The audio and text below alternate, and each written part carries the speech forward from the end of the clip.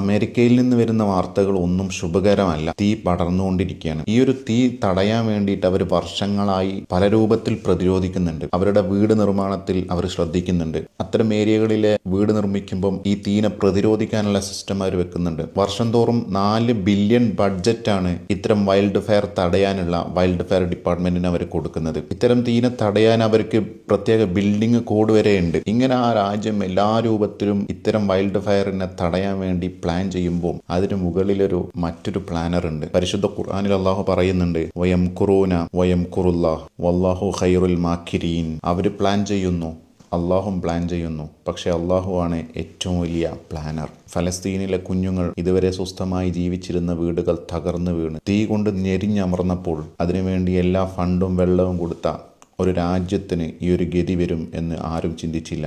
നേരത്തെ തന്നെ ഇങ്ങനെ ഒരു സംഗതികൾ വരാതിരിക്കാൻ വേണ്ടി എത്രയോ വർഷങ്ങൾക്ക് മുന്നേ അവർ പ്ലാനിങ് തുടങ്ങി. അതിനുവേണ്ടിയുള്ള ഫണ്ട് ചെലവാക്കി, അതിനുവേണ്ടിയുള്ള ഡിപ്പാർട്ട്മെന്റ് ഉണ്ടാക്കി. ഓരോ പൗരനും വീട് നിർമ്മിക്കുമ്പോൾ അതിൻ്റെ ഗൈഡ് ലൈനുകൾ കൊടുത്തു. എന്നിട്ടും എല്ലാ നിയന്ത്രണങ്ങളുണ്ടായിട്ടും പ്രതിരോധങ്ങളുണ്ടായിട്ടും അമേരിക്ക കത്തുകയാണ്. ചിന്തിക്കുന്നവർക്ക് ഇപ്പോഴും ദൃഷ്ടാന്തങ്ങളുണ്ട്. അസ്സലാമു അലൈക്കും.